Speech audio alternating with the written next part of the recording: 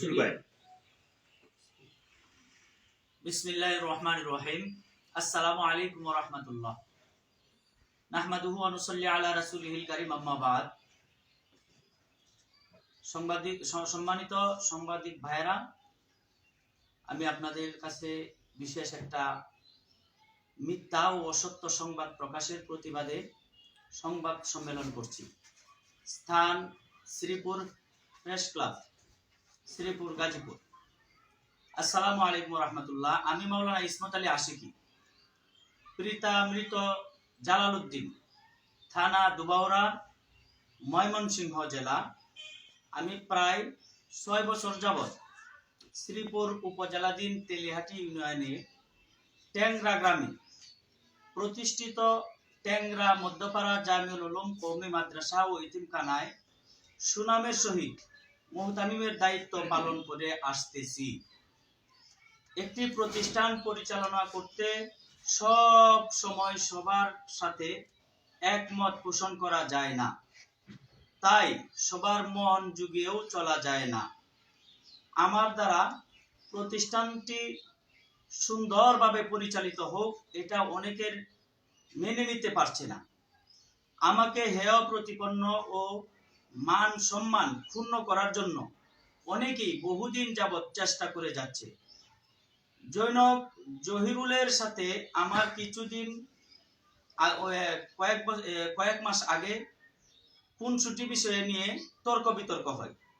সেই তর্কের রেশ ধরে গত 14/12/2024 আমাকে নিয়ে জৈনক জহিরুলের সহযোগিতায় মুজাহিদ সহ কিছু সংবাদকর্মী আমাকে জড়িয়ে মানহানির সংবাদ প্রকাশ করে। তারা আমার নিকট কিছু টাকা দাবি করেছিল। আমি টাকা দিতে অপারগতা প্রকাশ করায় আমার বিরুদ্ধে মিথ্যা সংবাদ প্রকাশ করে যে মহিলাকে নিয়ে আলোচনা সমালোচনা ও আমার উপর ধর্ষণের অভিযোগ আনেন, তাকে আমি চিনি না। আমি কখনো তাকে দেখি নাই, এমনকি তার সাথে আমার কোনোদিন কোনো কথাও হয় নাই। আরফান আলী শাহী জামে মসজিদের ইমাম মাওলানা কফিলউদ্দিনকে হত্যা সহ বিভিন্ন ভয় দেখিয়ে আমার বিরুদ্ধে সাক্ষ্য দিতে বাধ্য করেছে। এখন কফিলউদ্দিন সমস্ত সত্য কথা প্রকাশ করে দিয়েছে। আমার বিরুদ্ধে যাহারা মিথ্যা তথ্য দিয়ে বা সংবাদ প্রকাশ করে আমার মানহানি করেছেন, আমি এ বিষয়ে তীব্র নিন্দা ও প্রতিবাদ জানাই। আমার এই সংবাদ সম্মেলনে সংবাদকর্মী সহ বিভিন্ন শ্রেণীর পেশার মানুষ যারা উপস্থিত হয়েছেন, সকলকে আমার পক্ষ থেকে ধন্যবাদ ও সালাম জানাচ্ছি। আসসালামু আলাইকুম ওয়া রাহমাতুল্লাহ। আপনি যে কথাটা বলছেন, সংবাদ কমিটি মিথ্যা তথ্য দেওয়া হয়েছে, তবে ওইখানে স্থানীয় লোকজনের কিছু বক্তব্য আছে, তারা বিষয়টা সংবাদকর্মীকে জানিয়েছে। এই বিষয়টা আপনি কি বলবেন? স্থানীয় লোক যারা ভাই, এটা পুরাটাই মিথ্যা। স্থানীয় কোনো লোক আমার বিপক্ষে নাই। যদি তারা কোনো লোককে টাকা দেয়া প্রস্তুত করতে পারে, হয়তো করছে, আমার জানা নাই। কিন্তু স্থানীয় লোক সকলে আমার মহিলার সাথে ঘটনা ঘটছে, উনি সরাসরি ভিডিও থেকে বলছে, আমরা শুনছি। জি, উনি ওই মহিলাটা কি তাহলে মিথ্যা বলছে? অবশ্যই মিথ্যা বলছে ভাই। ওই মহিলাকে আমি চিনি না। ওই মহিলার সাথে ওই মহিলা মিথ্যা বলার কারণটা কি? উনি কি আপনার সাথে জমি নিয়ে বা এরকম টাকা পয়সা এরকম কোনো আগে পরে কোনো কিছু ওই মহিলার ব্যাপারে আমি কিছু বলতে পারি না, চিনি না, জানি না। আমার ওই যে জহিরুল সাংবাদিকের সাথে আমার তর্ক বিতর্ক হয় প্রায় 8-10 মাস আগে। এই জহিরুলই আমাকে বিভিন্ন সময় বিভিন্ন ধরনের, যে আমি শ্রীপুর গাজীপুরে থাকতে পারবো না, কিবা থাকবো সে দেখে দিবে, এমন আমি কেমনে ওয়াজ করি, মাহফিল করি, এটা দেখে দিবে, কিভাবে মাদ্রাসা চালাই এটা দেখে দিবে।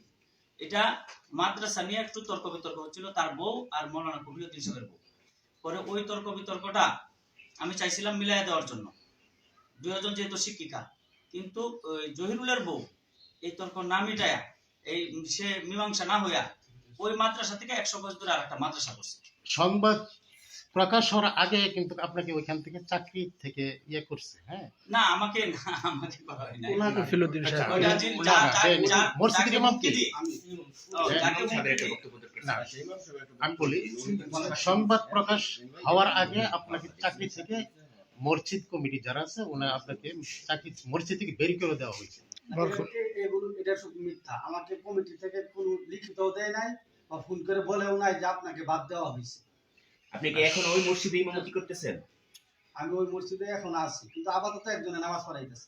আচ্ছা, আমরা একটু প্রশ্ন এটাই সংবাদকর্মীদের যে আপনাদের যে এই যে সমস্যাটা, যে বিষয়গুলো আপনাদের পাবলিশ হয়েছে, এই বিষয়ের উপরে যদি একবারে মিথ্যা থাকে তাহলে তো আসলে হঠাৎ করে একজন সংবাদকর্মী কিন্তু ওইভাবে সংবাদ প্রকাশ করবে না। এই বিষয়ে যদি কিছু ক্লিয়ার করতেন আমাদেরকে। কেন জহিরুলের সাথে প্রায় 1 বছর আগে দুজন একসাথে হুজুর, আপনার নামটা আগে নামটা বলে নেন। আমার নাম মোহাম্মদ রফিকুদ্দিন গাজীপুরি। আমার প্রতি অনেক এই যে সময় ভিডিও করছে এটা আমি বুঝিও না, আমি সাধারণ মানুষ, বাটন মোবাইল চালাই। আমার এই সংবাদ নেওয়ার আগে আমার অনেক চাপ সৃষ্টি করছে যে আপনি আশিকি সাহেবের বিপক্ষে আপনি এই সাক্ষী দিতে হইব। এই কথা কে বলছে আপনার? সাংবাদিকরা। নাম কি তার পরিচয় আমি বলেন? তো চিনি না, তো 3-4 জন আসছে একসাথে।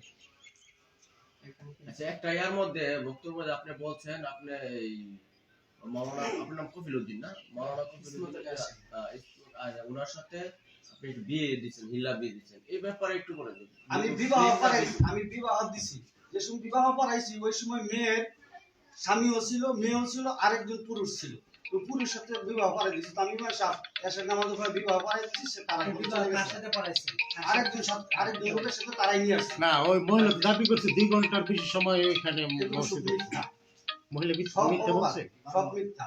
আমার বর্তমানে এক চাপ সৃষ্টি করা হয়েছে আশিকি সাহেবের বিপক্ষে কথা বলার জন্য। আপনি হিল্লা বিয়ে যার সাথে দিচ্ছেন সেই ব্যক্তির নাম পরিচয় একটু বলতে পারেন? ভাই, মেয়েকেও চিনি না এবং কি তার স্বামী তারও চিনি না, যে আসছে তাকেও চিনি না। যে নিয়ে আসছে, মেয়ে নিয়ে আসছে, মেয়ে নিয়ে আসছে। আমাকে চাপ সৃষ্টি করা হয়েছে, বাধ্যত করা হয়েছে, প্রাণহানির হামলা দেওয়া হয়েছে, চাকরি দেয় বোগা, এটাও আমাকে বলা হয়েছে। এই ঘটনা কতদিন আগে? গত 4 তারিখ, না, 13 তারিখ আপনাকে 4 তারিখে বাধ্য করছে। বাধ্য করেছে। এই যে ঘটনাটা ঘটছে এটা কদিন আগে? এই ঘটনাটা কি 1 বছর আগের ঘটনা? 1-1.5 বছর আগের ঘটনা। 1 বছর আগে 1-1.5 বছর আগের ঘটনার বিষয় নিয়ে এখন তারা ঘটনা একটু বলেন কতদিন আগে? ঘটনাটা কতদিন আগের এটা বলবেন, যে এতদিন পরে। কমপক্ষে 1 বছর আগের ঘটনা, জি, কম হইল। তাহলে কি 1 বছর ধরে আপনি মসজিদে ইমামতি করেন না? করতেছে রানিং ইমাম। এখন চলমান আছে। কমিটি আপনাকে বাদে কমিটি থেকে তো বক্তব্য নিতে আপনি বাদ দেওয়া হয়েছে। না না না, বাদ দেওয়া হয় না। আমাকে লিখিত দেওয়া হয় না, শুধু সাংবাদিক কর্মীরা বলছে। হয় না যে বাদ। ভাইজান, এটা কিন্তু ভিডিওর মধ্যে প্রকাশ হয় নাই। উনারা যে বাদ দিয়েছে ভিডিওর মধ্যে প্রকাশ হয় নাই। কোনো কমিটিও কিন্তু এই কথা বলে নাই যে ইমামকে আমরা বরখাস্ত করেছি। এটা শুধু একজনের ছবি দিয়ে লাগানো বানানো হয়েছে। না, একটা সম্বন্ধে দাবি করা হয়েছে আর কি। আমি যেটা বলি, তো ঘটনার পর থেকে মানে আপনাকে মসজিদ থেকে ওই বাদ করে আমার বাহির করে দেওয়া করে হয় না। না, আমাকে বাহির করে দেওয়া হয়। আরেকজন লোকজন আপনার আপনার কি এলাকাবাসী আছে আপনার আশেপাশে? উনি কি আপনাদের সাথে লোক নন? এলাকাবাসী এলাকাবাসী একজন এলাকাবাসীর প্রশ্ন ছিল এরকম ঘটনা, যেহেতু আপনার মসজিদ একটা পবিত্র জায়গা, সেই পবিত্র জায়গার মধ্যে এরকম একটা এটা কেমন করে করেন? এটা আসলে এটা একজন সাধারণ মানুষ করতে পারে, কিন্তু একজন আলেম কেমন করে করতে পারে? একদম শাইখুল হাদিস, এটা সম্ভব না। কেমনে সুযোগ দেয়? পুরোটাই তো মিথ্যা। আমি আসলে ভাইজান, আসলে আমাকে ওকে, আর প্রশ্ন না প্লিজ। এটা সমস্ত কিছু আমার প্রতি চাপ সৃষ্টি করা হয়েছে, তাকে বলা বাধ্য করা হয়েছে।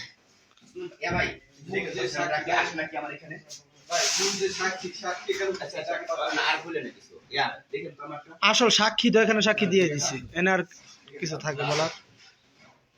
দর্শক, আমরা এখন উপস্থিত হয়েছি একটি আলেম সমাজের যে বিষয় নিয়ে, সেই বিষয়ের উপরে সংবাদ সম্মেলনের সেই স্থানটিতে আমি এখন অবস্থান করছি। মূলত ইসলামের যারা দাওয়াত দিয়ে আসছেন, যারা রসুলদের পরেই নাবী রাসূল হিসাবে যারা পদবি পাচ্ছেন, যারা দ্বীনের জন্য এভাবে দ্বীনি প্রতিষ্ঠান করে যাচ্ছেন, মূলত মসজিদ মাদ্রাসা, এখানে ইলমে দ্বীন শিক্ষা করার পর হয়তোবা ইসলামের একটি স্তম্ভ হয়ে দাঁড়াবে এই ইসলামী চিন্তাবিদরা। অথচ সেই ইসলামী একজন চিন্তাবিদ, একজন বক্তা, একজন ইমাম, একজন আলেমকে মিথ্যা অপবাদ দিয়ে শ্রীপুর উপজেলা যে ট্যাংরা একটি মসজিদ রয়েছে, সেই মসজিদে যে মিথ্যা বানোয়াট একটি সংবাদ প্রকাশ করা হয়, সেটি কতটুকু সত্য সেটি আমরা খতিয়ে দেখব। তার পাশাপাশি আজকে যে সংবাদ সম্মেলন আলেম সমাজের উপরে যে একটি প্রভাত এসেছে যে তারা খুবই জঘন্য একটি কাজ করেছে। একটি মসজিদের সিঁড়িতে তারা নাকি যৌন মিলনের বিষয় নিয়ে কিছুটা কথা আসছে, হিল্লা বিষয়কে উল্লেখ করে। মূলত এটা কতটুকু সত্য আমরা তা খতিয়ে দেখে সাধারণ জনগণের এই শ্রীপুরবাসীকে ও আলেমবাসীকে, যারা আলেম ধর্মপ্রাণ মুসলিমরা রয়েছে, তাদেরকে সত্য প্রকাশের লক্ষ্যে আমরা খতিয়ে দেখবো এই বিষয়টা কতটুকু সত্য না মিথ্যা। মূলত একজন সংবাদকর্মীর কাজ হলো সত্য প্রকাশের মাধ্যমে একটি নির্যাতিত মানুষ যেন সঠিক বিচার পায়, তাহলেই হয়তোবা অপরাধ তারা ভয়ে আর অপরাধ করবে না। অথচ যদি হয় সেটা উল্টো, তাহলে হয়তোবা সমাজের মানুষগুলো এভাবে নির্যাতিত ভোগ করতে হবে যুগের পর যুগ। সবুজ বলা টেলিভিশন, জামি শেখ, শ্রীপুর, গাজীপুর। ওকে। আসসালাম।